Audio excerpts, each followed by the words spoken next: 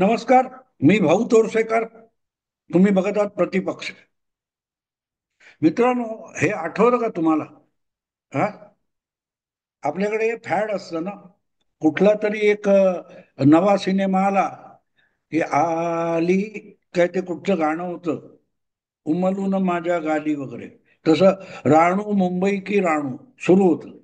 तसं हे असं एक सुरू होतं. पण त्याला आता मला वाटते 4-4.5 वर्षाचा काळ झाला असेल. 2021 मधली गोष्ट आहे.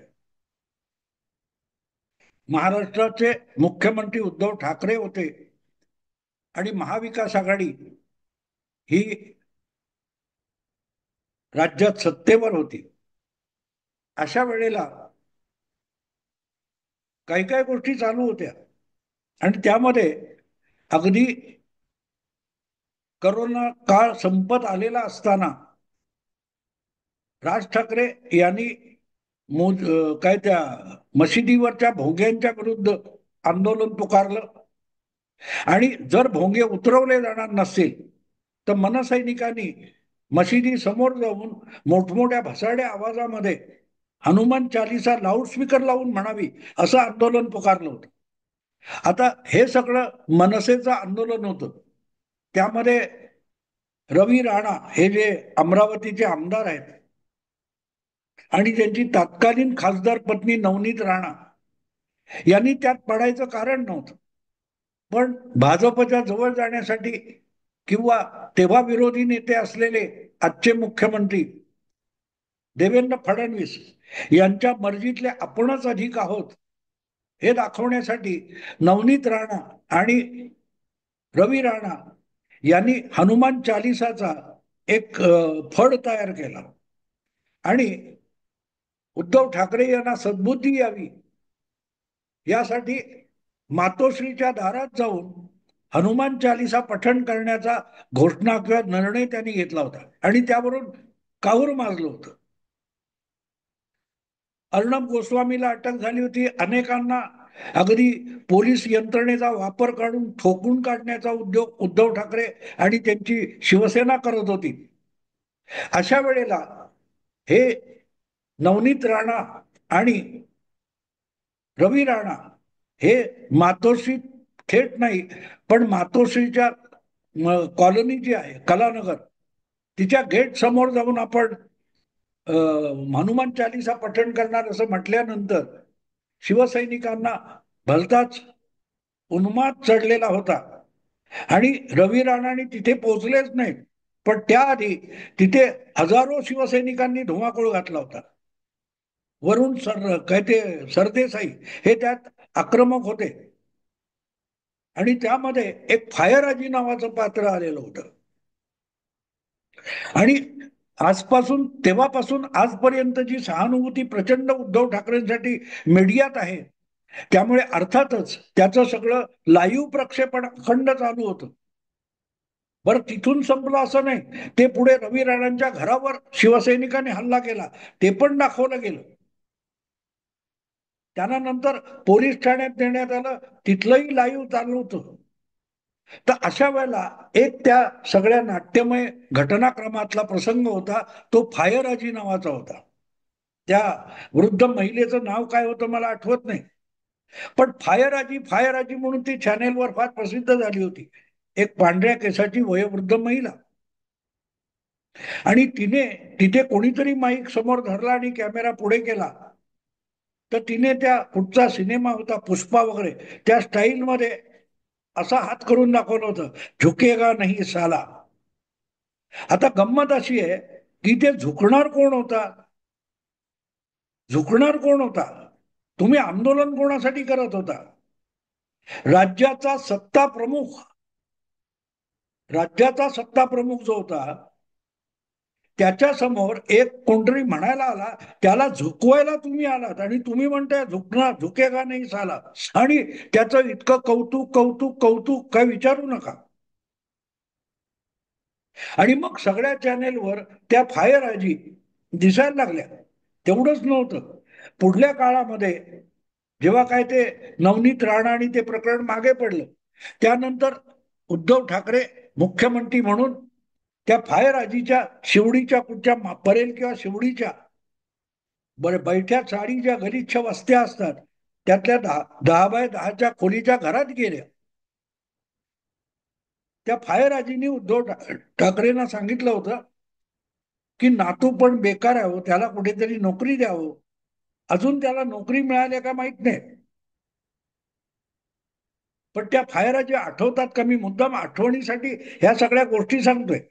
काय कौतुक चाललं होतं फायर आजीचं. पुढे जेव्हा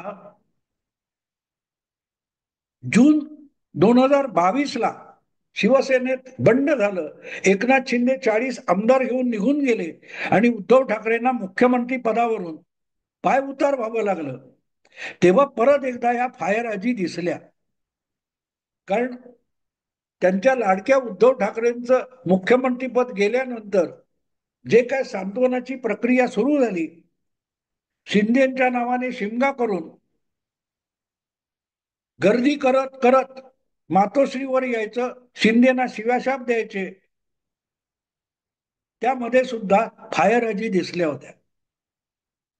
तेव्हा मातोश्रीवर आलेल्या फायर आजीनी आदित्य ठाकरे यांना एक सल्ला दिला होता, तो मला आज अगत्याचा वाटतो आणि त्यासाठी मी हा अख्खा व्हिडिओ करतोय. तो फायर आजी काय म्हणाल्या होत्या. एकनाथ शिंदे 40 आमदार घेऊन निघून गेले, उद्धव ठाकरेंकडे 15-16 आमदार राहिले, अनेक पदाधिकारी सुद्धा सोडून गेले होते, सत्तापद गेलं होतं. अशा वेळेला फायर आजी यांनी जो काय सल्ला आदित्य ठाकरेंना दिला, तो खरोखरच बहुमोलाचा आहे, विसरलेत सगळे. तेव्हा देखील फायराजी काय म्हणाल्या याचं गांभीर्याने कोणी बघितलं नव्हतं. फायराजी गयावया करून आदित्य ठाकरेंना अगदी गालाला हात लावून म्हणाल्या होत्या, तुम्ही तरी साहेबांना सोडून जाऊ नका. फायराजींनी आदित्य ठाकरेंना समजावलं, तू तरी बापाला सोडून जाऊ नको बाबा. घरातली मोठी माणसं, बुजुर्ग माणसं आपल्या अनुभवाचे बोल ऐकवतात, ते गंभीरपणे घ्यायचे असतात. फायर आजींच्या तोंडातून नियती बोलत होती की सांभाळा, आज तुम्हाला फक्त आमदार सोडून गेले, उद्या एक एक करून कार्यकर्ते आणि ज्यांनी शिवसेना घडवली, त्यासाठी अपरंपार कष्ट आणि यातना सोसल्या, तेही तुम्हाला सोडून जातील, तर त्यांना थोपवा, थांबवा, हात वर करून जायचं त्यांनी जा, असं म्हणू नका, असं त्या फायराजींनी सांगितलं नाही. पण त्यातला आशय तो होता की जे गेलं ते गेलं, पण आहे ते वाचवा. तो बाळासाहेबांचा ठेवा आहे. बाळासाहेबांनी जे मराठी मनावर गारुड तयार केलं, त्यातून शिवसेना नावाची किमया उभी राहिली, ती टिकवायची असेल तर त्या शिवसैनिकांना जपलं पाहिजे. उद्धव ठाकरेंना ते सोडून जाणार नाहीत, यासाठी काहीतरी केलं पाहिजे. पण नियती, मी का म्हणालो मित्रांनो, त्या वृद्ध महिलेला भविष्य दिसत होतं, कदाचित उद्या या प्रकारे उद्धव ठाकरे वागत राहिले तर त्यांचा मुलगा पण त्यांना सोडून जाईल.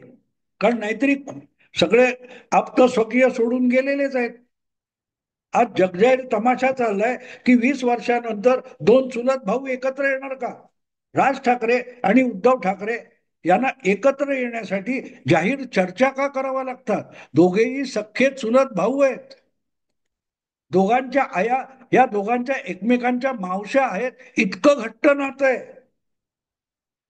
पण तरी दोघे एकत्र येऊ शकतील का याच्यावर डिबेट होतात. याचं कारण उद्धव ठाकरे माणसं सांभाळू शकत नाहीत. आणि तेच नियती ही फायर आजीच्या तोंडातून बोलली होती की बाबा रे आदित्य, तू तरी आपल्या पित्याला सोडून जाऊ नको. मला ते अजूनही आठवतं, कारण मी तेव्हा सुद्धा त्याच्यावर व्हिडिओ केला होता. सगळ्यांना ती गंमत वाटली. मुलगा कसा जाईल सोडून, मुलगा कसा जाईल सोडून. पण मुला इतकाच अगदी कौटुंबिक घरोब्यातला आणि व्यवहारातला सुद्धा संयुक्त व्यवहार ठाकरे कुटुंबाशी असलेला रवींद्र वायकर सारखा माणूस सुद्धा शेवटी गेला सोडून. हे सांगण्याचं कारण असं की अजूनही फायर आजीनी काय म्हटलंय त्याचा अर्थ ना आदित्य ठाकरेंना लागलाय ना उद्धव ठाकरेंना लागलाय. आणि म्हणून नित्य नेमाने माणसं सोडून जात आहेत. आणि ते मीडियावर अवलंबून आहेत. मीडिया म्हणतो ना की नाही नाही कार्यकर्ते पदाधिकारी उद्धव ठाकरेंबरोबर आहेत, हे मीडियातले लोक सांगतायत. पण खरोखरच जमिनीवर तेवढे पदाधिकारी, तेवढे आजवर शिवसेनेसाठी राबलेले निष्ठावान लोक उद्धव ठाकरेंच्या सोबत उरलेत का, हे मीडियाने सांगायची गरज नसती. बाळासाहेबांना कसं कळत होतं की सगळं जग जाईल, आमदार गेले. मला आठवतं भुजबळ जेव्हा सोडून गेले तेव्हा नंतर बाळासाहेबांनी जाहीररित्या सांगितलं होतं जायचं त्यांनी गेलं तर हरकत नाही, पुढच्या वेळेला आमदार होणार नाही, कारण आमदार निवडून आणण्याची धमक माझ्यामध्ये आहे. हे बाळासाहेबांचा आत्मविश्वास होता. सोडून गेलेल्याविषयी दुःख नव्हतं, पण जे प्रामाणिक निष्ठावान कार्यकर्ते आपल्या बरोबर आहेत त्या कार्यकर्त्यांमध्ये आमदार बनवण्याची क्षमता आहे. त्यामुळे आमदार गेल्याची फिकीर बाळासाहेबांना नव्हती, कारण बाळासाहेबांनी निवडून आलेल्या लोकांची कधी किंमतच केली नाही. त्यापेक्षा जीवापाड जपला असेल तर तो सामान्य शिवसैनिक ज्याच्याकडे आमदार खासदार नगरसेवक निवडून आणण्याची ताकद धमक आणि क्षमता होती. उद्धव ठाकरेंनी नेमक्या त्याच लोकांना आपल्यापासून दूर केलं, दूर ठेवलं, जवळ येऊ दिलं नाही. आणि म्हणून मग अंधारे बाईंसारख्यांना पक्षात आणावं लागतं, आणावं लागतं. कारण फायर आजी काय म्हणाल्यात याचा तुम्हाला विचार सुद्धा करायची गरज वाटत नाही. तिथे शिवसेनेचा ऱ्हास झालेला आहे. आणि तुम्हाला सोडून जाणारे एकनाथ शिंदेकडे जातात किंवा अगदी भाजपत सुद्धा जातात, तर का जातात? आणि फायर आजी हे बोलल्या ती गोष्ट 2022च्या जुलै महिन्यातली आहे मला वाटतं. म्हणजे आता त्याला 3 वर्ष होऊन गेली. पण ते असा हात लावला एवढं लक्षात आहे. पुष्पामधलं काय ते झुकेगा नाही साला, हा डायलॉग सगळ्यांना आवडला आणि लक्षात आहे. पण फायर आजीनी त्यापेक्षा मोठा सल्ला दिला होता की बाबा रे तू तरी बापाला सोडून जाऊ नकोस. आणि तो सल्ला फक्त आदित्यपुरता नव्हता. मला असं वाटतं की त्यानंतरच्या काळात त्या फायर आजींचे जे वक्तव्य होतं ते आपल्या सगळ्या उरल्या सुरल्या सहकाऱ्यांसमोर अतिशय गंभीरपणे उद्धव ठाकरेंनी मांडलं असतं तर आज शिवसेनेची जी वाताहत झालेली दिसते ती दिसली नसती.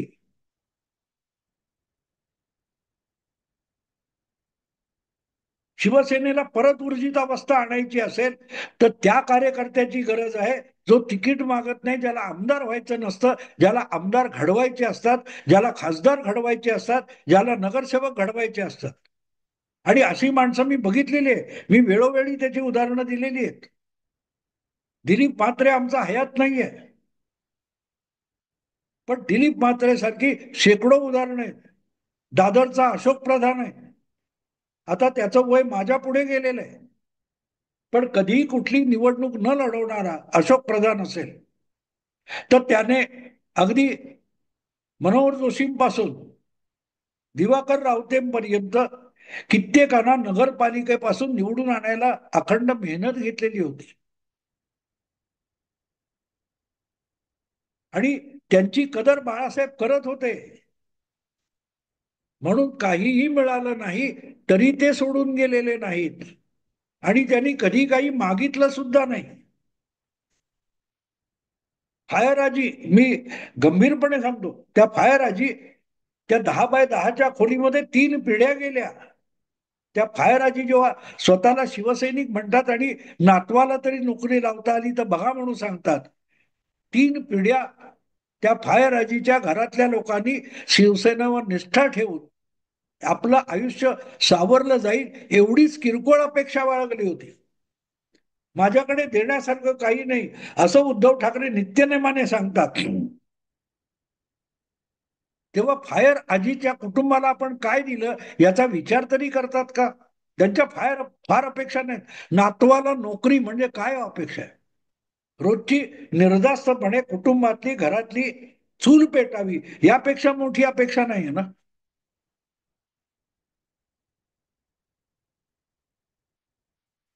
आणि इतकं होऊन सुद्धा 3 पिढ्यांची निरपेक्ष सेवा आणि भ्रमनिरास असताना सुद्धा ती वृद्धा म्हणते की बाबा रे, तू बापाला सोडून जाऊ नको, साहेबांना सोडून तुम्ही तरी जाऊ नका. म्हणजे बाकीचे सोडून जाणार आहेत ही आशंका त्या फायर आजीच्या मनात सुद्धा होती.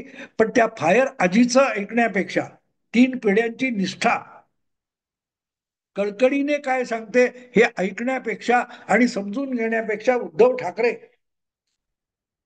मीडियामध्ये आपले ढोल पिटले जातात त्यात रमलेले होते. मीडियाने कुठले तरी फडतूस सर्वे घ्यायचे आणि 1 नंबरचा मुख्यमंत्री, देशात करोना काळामध्ये 1 नंबरचा मुख्यमंत्री, अगदी वर्ल्ड हेल्थ ऑर्गनायझेशन सुद्धा उद्धव ठाकरेंचा सल्ला घेते. असले खुळचट कौतुक ऐकण्यामध्ये उद्धव ठाकरे बसले आणि फायराजींना त्याने ऐकलं नाही. फायराजींना ऐकलं नाही. नाहीतर ही परिस्थिती आली नसती मित्र, कधीही आली नसती. तुम्ही आत्मपरीक्षण केलं असतं. गेलेत ते कोण गेले, का गेलेत, आपण त्यांना दुखावलं होतं का, मग यापुढे आपल्याकडून कोणी दुखावलं जाऊ नये याची काळजी तुम्ही घेतली असती. पण यातलं काही झालेलं नाही. मुख्यमंत्री असतानाचा उद्धटपणा, मुख्यमंत्री पद गमावल्यानंतर 3 वर्षांनी सुद्धा तसाच्या तसा ठाण मांडून बसलेला आहे. आणि म्हणूनच पुनरुज्जीवन किंवा काय ते जीर्णोद्धार शिवसेनेचा अशक्य वाटतो, त्याचं ते कारण आहे. अजूनही फायराजी तुमच्याकडे राहतील, अशोक प्रधानही अजूनही शिवसेनेतच आहे, पण तो गलित कात्र झालेला आहे. काही मैदानात उतरून लढाई करण्याची क्षमता उरलेली नाही.